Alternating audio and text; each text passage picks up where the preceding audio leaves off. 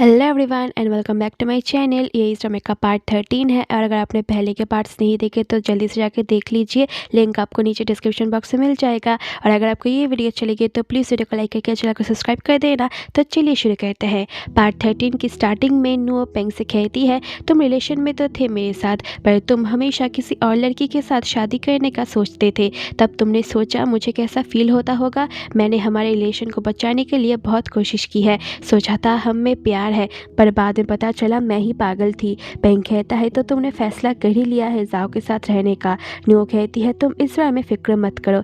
पेंग कहता है मैं ये नहीं मान सकता। नुओ कहती है मैं तुमसे बस इस बात की सॉरी मांगती हूँ कि मैंने तुम्हें प्यार ना करते हुए भी प्यार करने का दिखावा किया है। पर पेंग अब भी नुओ को हक करके कहता है सब कुछ भूल के पहले से शुरू करने के लिए। पर नुओ अपने आप को छुड़ा लेती है और कहती है ये नहीं हो सकता। उस टाइम पेंग की आंखों से भी आंसू आ जाता है। फिर नुओ अंदर चली जाती है। नेक्स्ट सीन में नुओ जाओ को कॉल करके पूछती है जब तुम्हारा डिवोर्स हुआ था तब तुम उन सब से कैसे बाहर आए थे। जाओ कहता है बहुत मुश्किल था सब कुछ, पर टाइम के साथ सब कुछ ठीक हो गया। और मुझे लगता है तुम दोनों को भी टाइम चाहिए, क्योंकि तुम दोनों बहुत टाइम से रिलेशन में थे। फर्क नहीं पड़ता कौन सही था कौन गलत, तुम दोनों ही हर्ट हुए हो। इस तरफ से जाओ नुओ को सपोर्ट करता है। इस तरफ शेन पेंग से पूछती है क्या हुआ, तो पेंग कहता है मैंने और नुओ ने डिसाइड किया है हम एक दूसरे को थोड़ा और टाइम देंगे। पेंग तो शेन से अभी भी झूठ बोलते जा रहा है। शेन कहती है तुम्हारे पास टाइम ही टाइम है, बट मेरे दिए हुए डेडलाइन तक। नेक्स्ट मॉर्निंग नुओ दादी से मिलने आती है। दादी उससे फिर यकीन दिलाती है कि अपनी लाइफ को अपनी मर्जी से जियो, किसी के लिए इसे खराब मत करो, तुम्हारे हर फैसले पर मैं तुम्हारे साथ हूँ। नुओ स्माइल करती है और दादी से पूछती है क्या आपने मेरे डैड को देखा है। दादी कहती है अगर वो इस घर में आया तो मैं उसका टांगे तोड़ दूंगी, उसका जिक्र भी मेरे सामने मत करो। नुओ भी और कुछ नहीं कहती। अब जिम में पेंग यांग से पूछता है क्या तुम मुझे कुछ बताना चाहते हो। यांग कहता है कि मैं थोड़ा एम्बेरस हूँ। पेंग कहता है क्योंकि मैं और जाओ दोनों ही तुम्हारे दोस्त हैं इसलिए, पर टेंशन मत लो ये सब जल्द ही खत्म हो जाएगा। इस तरफ जाओ जल्दी से पेट हॉस्पिटल से निकल जाता है क्योंकि बाहर नुओ उसका इंतजार कर रही है। इधर बॉस जानबूझ के एक डॉग को बाहर निकाल देती है और बाहर आके उसे पकड़ने का एक्टिंग करते हुए जाओ और नुओ के पास आती है नुओ को देखने के लिए। तो जाओ उनका ड्रामा समझ जाता है और उन्हें वापस अंदर भेज देता है। वो दोनों अब एक कॉफ़ी शॉप में आते हैं। जाओ कहता है आज की तरह तुम कभी भी मेरे पास आ सकती हो। नुओ पूछती है कभी भी। जाओ कहता है हाँ, कोई टाइम लिमिट नहीं है। नुओ अब उसे सीरियस होकर कुछ बताने जाती है। जाओ कहता है कहो। नुओ उसे आई लव यू कहती है। जाओ शॉक हो जाता है। दोनों एक दूसरे की तरफ कुछ देर तक देखते हैं। जाओ उठ के बाहर जाता है। नुओ भी बाहर आती है। जाओ नुओ के साथ नजरें नहीं मिला पा रहा था क्योंकि खुशी से वो रोने लगता है और नुओ उसे चिढ़ाने लगती है। नेक्स्ट सीन में जाओ बॉस के साथ था। जाओ कहता है मुझे लग रहा है नुओ ही मेरे लाइफ के लिए बेस्ट और आखिरी लड़की होगी। बॉस कहती है इसकी गारंटी को ही नहीं दे सकता। जाओ कहता है देखते हैं रिजल्ट क्या होता है। बॉस कहती है मुझे लग रहा है मेरा भाई शादी करने वाला है, तो भाभी कब ला रहे हो। ये सब कह के वो जाओ को चिढ़ाने लगती है। नेक्स्ट डे शीरन नुओ को कहती है आज तुम बहुत अलग और डिफरेंट लग रही हो। नुओ कहती है ऐसी कोई बात नहीं, और तुमने यांग से माफ़ी मांगा। शीरन कहती है मैं उससे क्यों माफ़ी मांगूँ, हमारा रिलेशन तुम्हारे और जाओ जैसा नहीं है। तभी उन दोनों के बातों के बीच में सुन आ जाती है। शीरन चली जाती है। फिर पेंग नुओ को कॉल करता है। पेंग उससे मिलना चाहता था पर नुओ मना करती है कि मेरी मॉम यहाँ आई है इसलिए कॉल रखो। पेंग कहता है क्या तुमने अपनी मॉम को तुम्हारे और जाओ के सच के बारे में बताया। नुओ कहती है क्या तुम मुझे धमका रहे हो, तुम्हें जो करना है करो, ये कह के वो कॉल रख देती है।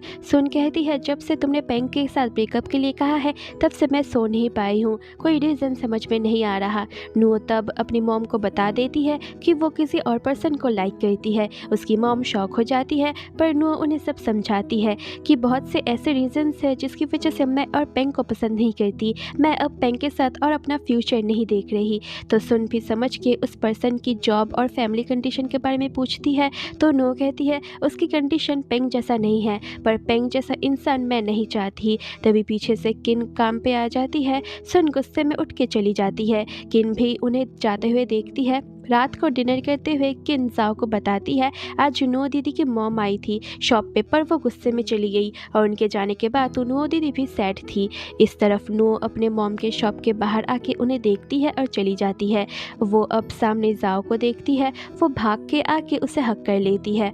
वो लोग अब बात करते हुए घर जा रहे थे। जाओ अब नुओ को फर्स्ट टाइम किस करता है। नुओ नर्वस हो जाती है और कहती है मैंने बस तुम्हें हक किया था और तुमने मुझे किस कर लिया।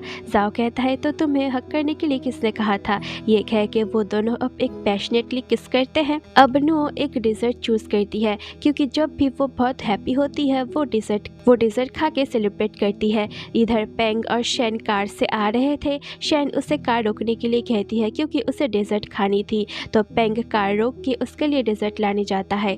जाओ पेंग को देखता है, पेंग उन दोनों को देख लेता है। पेंग उन दोनों के पास आता है। नुओ कहती है तुम्हें लग रहा है ब्रेकअप एक जोक है, अब मैं किससे मिलूं किसके साथ खाना खाऊं ये तुम मत देखो। पेंग अब नुओ की तरफ आता है पर जाओ उसे हटा देता है। तभी वहाँ शैन आ जाती है और पेंग को कहती है मैं बहुत देर से वेट कर रही थी पर तुम नहीं आए इसलिए यहाँ आ गई।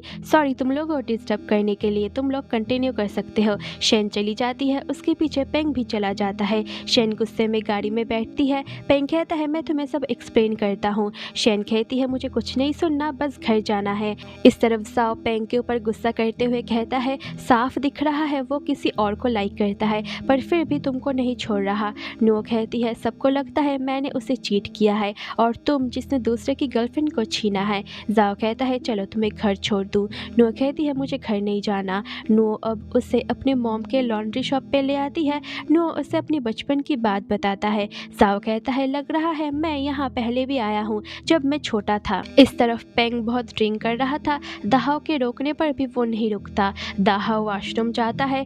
जाओ और नुओ बात कर रहे थे, वो दोनों किस करते हैं। तभी वहाँ रेंजुन आता है। नुओ और जाओ छुप जाते हैं, वो दोनों पीछे के रास्ते से बाहर आ जाते हैं। इधर यांग शीरन को मनाने के लिए फ्लावर्स लेके आता है। शीरन खुश होती है और पूछती है कहाँ से लिया। यांग कहता है रोड के एक शॉप से। शीरन कहती है तुम्हें पता है नहीं हमारा एक फ्लावर शॉप है, कितने का लिया। यांग कहता है 200। शीरन कहती है तुमको बेवकूफ़ बनाया है उस फूल वाले ने, ये फ्लावर्स इतने महंगे नहीं है। यांग शीरन से माफ़ी मांगता है तो शीरन भी उसे माफ़ कर देती है। अब पेंग अपने डैड को कॉल करता है और कहता है आप मुझसे क्या चाहते हो, मैं कुछ भी करता हूँ आप कभी सेटिस्फाई नहीं होते। बचपन से आपकी कही गई हर एक बात मैंने माना है, जो जो आपने कहा वो सब किया है, पर आप कभी सेटिस्फाइड नहीं हुए। आपने शैन से डेट करने को कहा, मैंने मान लिया। आप नुओ को पसंद क्यों नहीं करते, मैं किससे शादी करूँ किससे नहीं, ये आप डिसाइड क्यों कर रहे हो।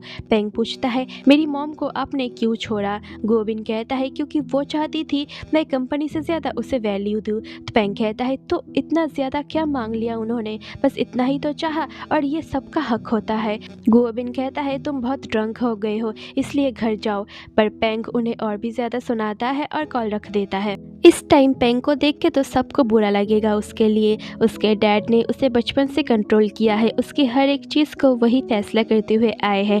पेंग भी कुछ ना बोल के अपने डैड की हर एक बात मानता था सिर्फ उनका एक अच्छा बेटा बनने के लिए, पर उनकी सारी बातें मान के उनके राह पे चल के भी वो उनका एक अच्छा बेटा नहीं बन पाया। पेंग रोने लगता है, धावा आके उसे संभालता है और यहीं पर एपिसोड 13 एंड हो जाता है। होप कि आपको ये वीडियो अच्छी लगी हो, सो प्लीज़ वीडियो को लाइक करके चैनल को सब्सक्राइब कर देना। कमेंट में बताना आपको कैसा लगा। मिलती हूँ आपसे जल्द ही नेक्स्ट पार्ट पे, तब तक के लिए बाय बाय।